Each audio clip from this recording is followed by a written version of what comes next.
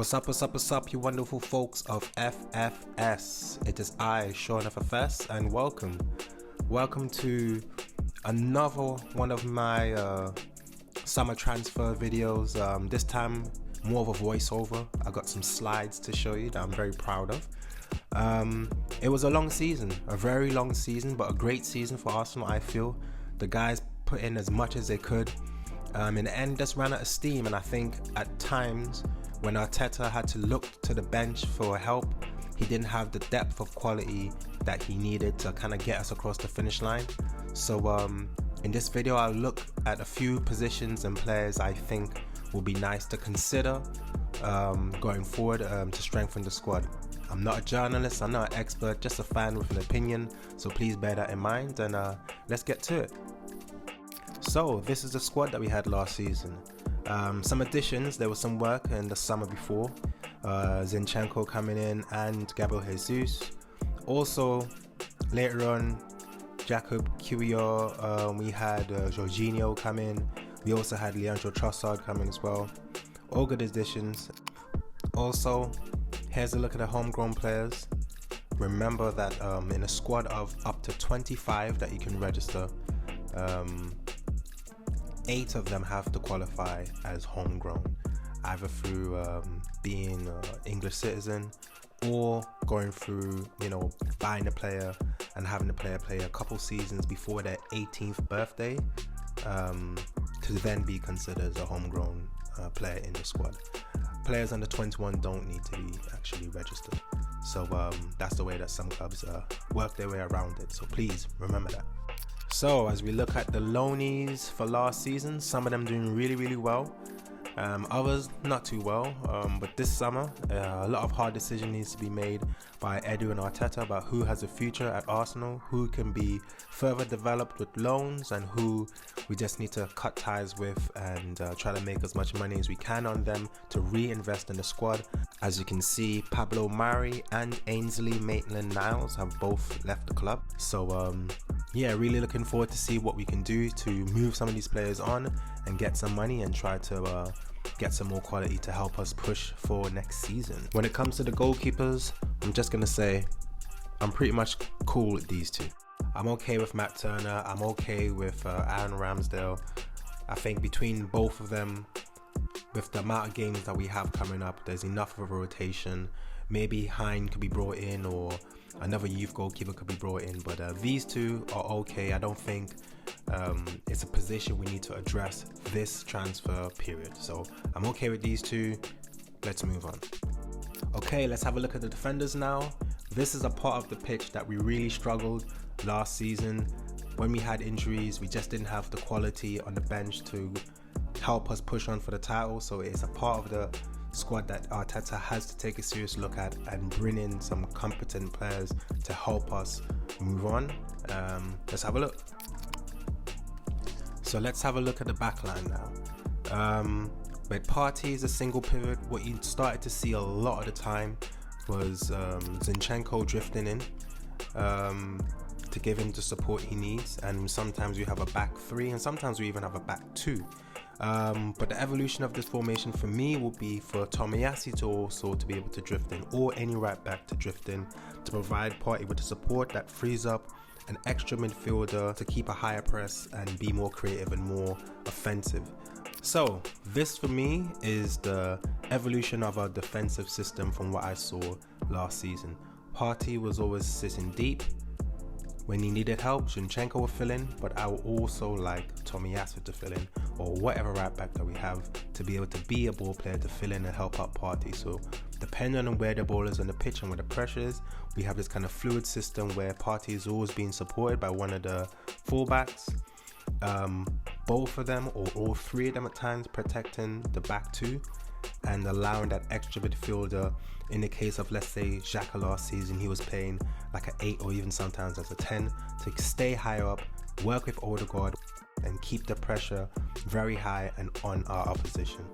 Let's get to the fun bits and have a look at some of these players. All these players I've named are players I think we can get. They have a certain age, certain talent, so we can probably get a resale on them. Players like Giorgio Scalvini, It would probably be hard to get him from Atalanta, but I do believe at 19 he's a very, very talented centre-back, and I think he can walk straight into the first team. The same with Roger Ibanez as well. My personal favourite is Pershuz. I've been liking ever since he was Ajax, so it would be really nice to get a hold of him in the squad and see how he goes, especially if he gets to train and gets to learn off Mertesacker, two big tall guys. Left-footed wise, Mickey van der Ven, really, really good season last season for Wolfsburg. David Hanko, just coming off a title winning season with Feyenoord, really talented player, a little bit more experience of course. Resell might not be too crazy on him, same thing with Robin Lenormand, but all talented players and I think are worthy a look. Let me know what you think in the comments and let's move on. Okay, let me break my heart one more time, one more summer, asking for Jose Gaya. Probably never happen, but I'll put his name every summer until he's 34. No, I'm joking. Valencia, their finances are in a shambles. I think we should swoop in and go get them. But hey, these are players I think are gettable and players I think we should consider. So same for me with Bernard Sosa. Apart from the odd injury, he is a very talented left back. His crosses into the ball, his left peg is probably one of the best in his position in the world. Baka, I think, is probably the best choice because he's the youngest, and even though that PSG move didn't really work for him, he's very, very talented, and I think he's a really good replacement for Tierney and will give a lot of competition to Zinchenko. I think he's a better defensive left back than Zinchenko. Castagna, I mean, he already knows the league. I wanted him before he got to Leicester in the first place, but now second time of asking, and I think it's a no-brainer. Sedilia, rough, raw talent, so that'll be a bit of a tricky one, but he's very, very talented. Look out for him. And Martinez, I think when you think about having a right back that can drift in and help out in the midfield, he's such a good ball carrier. Yeah, I think he's one to look out for. I hope he continues to get better, and I wouldn't mind him putting on an Arsenal shirt. So, who do we buy? I've narrowed it down when it comes to the defenders to these four: Castagna, Shaunffs, Van de Ven, and Baka. Let me know what you think in the comments, and let's jump on to the next section. Looking at the midfield now, I'm going to show you two examples. This was another part of the pitch that we had issues when it came to having real depth of quality, especially when you needed to look to the bench for support during the season. At one point or another, you saw sometimes double pivot with Xhaka and Partey together, but that changed very quickly during the course of the season, where you start to see more Partey being by himself, having cover from Zinchenko, with Xhaka being pushed up high. But in terms of just the two holding midfielders and then a number 10 in the form of maybe Odegaard or Smith Rowe or Fabio Vieira, this is one look. The next look is pretty much what you saw most of the season with Jorginho or Partey sitting deep and Xhaka being pushed up very high. Not as high as Odegaard. Odegaard played a little bit higher up as a traditional 10, and Xhaka more as a 8, sometimes even a 10 himself. But this is pretty much what it looked like.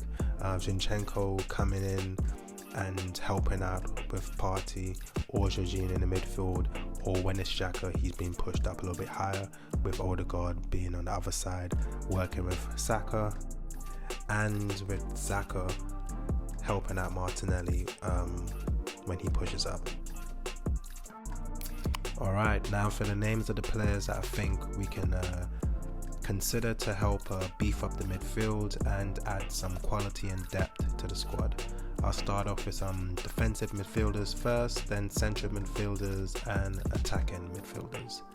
Some really cool defensive midfield players here. I have a few favorites like Amadou Onana, Kefren Turam and Thierry Koopmeiners. But yeah, just a little selection of a few players that I think are worth us having a look at in that position. So with Granit Xhaka looking like he's going to leave, I've gone for these guys to fill that central midfield role. I've gone for people who can do pretty much a box-to-box role, that can arrive late into the box and score goals. Don't mind the tackle, very defensive, but very good on their feet.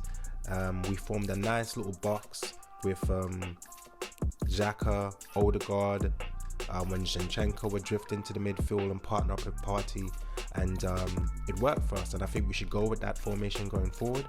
It's a very nice strategy, and these are the players I think that could more than do the role and improve on our squad. On to the next, and here we have some of the attacking midfield players I think could rotate with Odegaard, take some of the strain off him. He had a great season, but there were times where he weren't his best and we looked to the bench and we just didn't have anyone that can really do the job. I think Fabio Vieira probably should go on loan, but yeah, I hope that we can try to get another player in there to add some more competition. Lovren Maia will be one of my favorites. Dominic Szoboszlai, would love Florian Wirtz. Julian Brandt, I've been saying him for a few seasons now, but I'll be honest, he probably should stay at Dortmund, but I'll put him on the list anyway because I like the guy. And Brahim Diaz would be really interesting to see where he and Gabby Vega end up at the end of the summer. Now, and please remember, all I'm trying to do is provide some options and ideas. If we wanted to play a double pivot, we could have Seko Fofana and Amadou Onana, for instance. Or if you wanted to continue what we were doing last season with Partey playing by himself with the cover from Zinchenko, or hopefully cover from the right back, to form that square where we have Partey with cover from right back or left back, with that number 8 midfielder role being pushed by someone like, say, Seko Fofana or Thierry Reinders, helping out with Odegaard at the edge of the box. Just some ideas for you to think about and players that you can consider. Lovren Maia will be a really good player to come in and cover for Odegaard, and he can play in that position at the top of the box on the right hand side. That money sound. So who did I go for? Well, these are the guys I went for: Seko Fofana, Thierry Reinders, Amadou Onana, and Lovren Maia. Seko, I think the last 2 seasons have been really good for him in Ligue 1, and I think he will fit right into our squad. Thierry Reinders, I think he needs to learn a little bit more, but he's ready enough to fit in and be part of the rotation. I think he'll be a great replacement for El Neni. Onana, I think, especially after what I saw him do to Partey, I think he is a more than worthy successor to Partey if he decides to go to Saudi Arabia. And Lovren Maia, very, very talented. I think it's about time he leaves Ligue 1 and takes a bigger step, and I think he'll be a perfect partner for Odegaard to push him and be part of that rotation. Let me know what you think in the comments, and yeah, let's move on to the last bit, the forwards. So let's jump into the forwards now, and I'm looking to strengthen 2 positions. The centre forward, so some competition for Gabriel Jesus and also rotation, and also right wing forward, some relief for Saka and competition for him. He's played loads of minutes in the last few seasons, and it would be great to have someone coming off the bench that will have the quality to help us push on and compete. Here's my selection of players that can play on the right wing to compete with Saka and relieve him when he's not playing too well. There's been times where he's not been at his best, and again, we looked to the bench and we didn't really have an adequate replacement. I'm happy with the left, with Trossard and Martinelli, but what we need to do is try to find a similar situation on the right. So yeah, these are the players I've gone for. This is my short list, and I give you even shorter list, slightly shorter, in a second, coming up right now. That money sound. So let's see who I went for. Zakaria and Tete, both 23, I think will be good additions to the squad. Tete will probably come at a decent price, I feel, because of the whole situation in Shakhtar Donetsk. Would like to see a player like Zakaria. I think he could play a couple positions as well in the midfield, but as a wing forward, I think he's a decent shout. Marcus Edwards, I mean, I think we could get him for a decent price from Sporting, and he's English, so that'll be great. Former Spurs player, but I won't hold it against him. Also back, and I'm very interested in, but will come maybe a more pricier point because of his recent move in January to Roma. But let me know what you think in the comments, and let's move on to the next one. Centre forwards. So again, this is competition for Jesus, and hey, if they're playing better than him, he can sit on a bench. Dusan Vlahovic, Andrea Pinamonti, Jonathan David, Santiago Jimenez, and Evan Nilsson. all around the same age, 22, 23, but at different profiles and different skill sets, of course, and different parts of their career. Dusan Vlahovic probably being alongside Jonathan David the two most higher profile players and most expensive. Andrea Pinamonti, Evan Nilsson probably be on the cheaper side. Santiago Jimenez, I'm a big fan. He's done a lot since moving from Mexico, going straight into Feyenoord and helping them win their title in the Eredivisie last season. Big fan of him. And yeah, let me know what you think. I'm just going to go straight to who I think I would go for right up next. Money, money, money, money. This is a tricky one. I'm a big fan of Santiago Jimenez. I like Pinamonti as well. Dusan Vlahovic will be very, very expensive, I think, to try to prize him from Juventus. Jonathan David also will be pricey, but not as pricey as Dusan. Pinamonti, I think, will be heading to Sassuolo if he hasn't done so already. Not too sure what's going to happen with Eddie Nketiah or Balogun also, if we're going to sell them or not. And we have to meet that homegrown quota. So I'll probably let go of one, which will probably be Nketiah, and keep Balogun because he's done exactly what you want a loan player to do. And then that leaves us with Jesus, Balogun, and one of these four. Me personally, I'll go with Santiago Jimenez. But let me know what you think. Hit me up in the comments. And next up, we're going to have a look at the squad with all of these changes. So speaking of the front line, this is how it could look. You have Martinelli and Trossard on the left. I'm happy with that. Jesus, Jimenez and Balogun up top. And also Saka and Edwards on the right, competing and pushing each other. I think already it looks a little bit more threatening than we had last season. And of course, let me know what you think. Hit me up in the comments.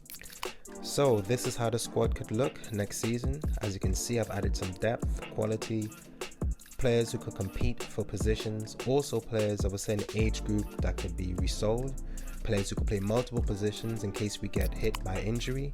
And this is what I feel comfortable with. Of course, hit me up in the comments and let me know what you think. Just to say also, I know that we're linked heavily with Kai Havertz. I think he could fit into the system. He's a talented player. While he was at Bayer Leverkusen, he was a playmaker, in my opinion, who got goals, arriving late into the box or setting up assists. I think Chelsea wasted him by playing him as a number 9 or trying to force him as a second striker. I think the best role for him would be to take over from Xhaka, to play that second playmaker role, to be high up and work with Martinelli. And I hope that he's played in a position, and can't wait to see what happens. But I'm happy for the addition when this deal goes through. It'd be great to have him in the squad. We're also heavily linked with Declan Rice. A few bids have already been rejected, and also with Jurriën Timber. Not so much of a big fan of Rice, but he is a talented player, so it'd be good to see what we do with him. But he did not make my list, as you can see. Jurriën Timber, don't know too much about him, but from what I've seen, last season, he was really decent. So I don't know. I trust their recruitment with that one. But as you can see, I didn't go for him as a centre-back. So let's see what happens with those two. All right, so we're at the end. These are just my thoughts on the players I think we can bring in, the positions I think we could improve on. Please let me know what you think in the comments, and thank you for everyone who watched or listened to this all the way through. I appreciate you, and look out for some more content coming up during the course of the season. Yeah, you lot take care of yourselves and bless.